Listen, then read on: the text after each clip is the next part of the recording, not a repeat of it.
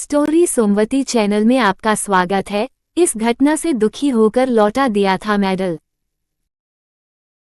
National women's day पर जानिए सरोजिनी नायडू की जीवन की अहम बातें।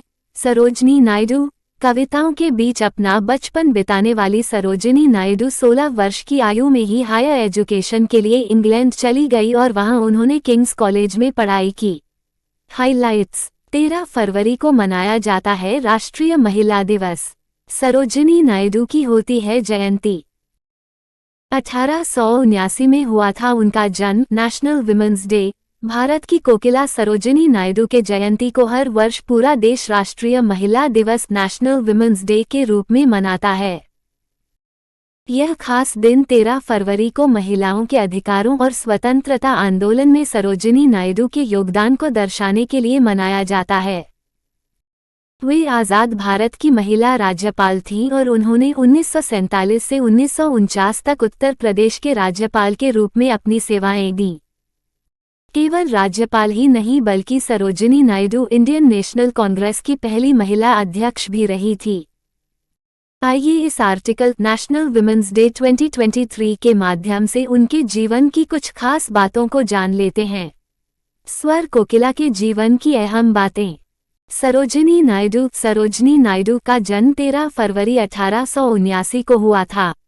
वे वरद सुंदरी और अघोरनाथ चट्टोपाध्याय के घर जन्मी थीं।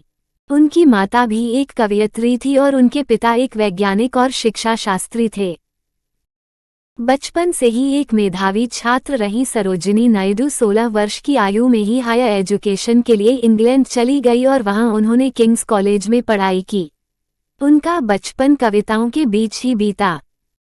सरोजिनी नायडू ने भारत की आज़ादी के जंग में अहम योगदान निभाया और साथ ही उन्होंने हमेशा महिला सशक्तिकरण को केंद्र बनाया और उनके अधिकारों के लिए हमेशा लड़ती रहीं।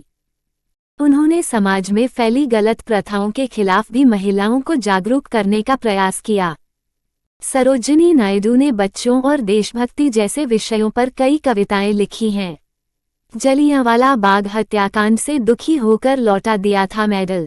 भारत की कोकिला ने महिलाओं के अधिकारों के लिए एक वीरतापूर्ण लड़ाई लड़ी। वो महिला भारतीय संघ की नेताओं में से एक थी जिसे महिलाओं के अधिकारों और सशक्तिकरण को बढ़ावा देने के लिए स्थापित किया गया था। केवल देश ही नहीं बल्कि उन्होंने विदेश में भी अपनी जनसेवा का परिचय दिया। 1908 में उन्हें प्लेग महामारी के दौरान अपने कार्य के लिए ब्रिटिश सरकार की तरफ से केसर-ए-हिंद मेडल से नवाजा गया था। हालांकि जलियांवाला बाग हत्याकांड से दुखी होकर उन्होंने अपना मेडल लौटा दिया गया था। आपको ये स्टोरी कैसी लगी? कमेंट में जरूर लिखिए। इसी तरह की और नॉलेज वीडियो देखने के लिए इस चैनल को सब्सक्राइब कर लीजिए। जय हिंद। I love India. धन्यवाद।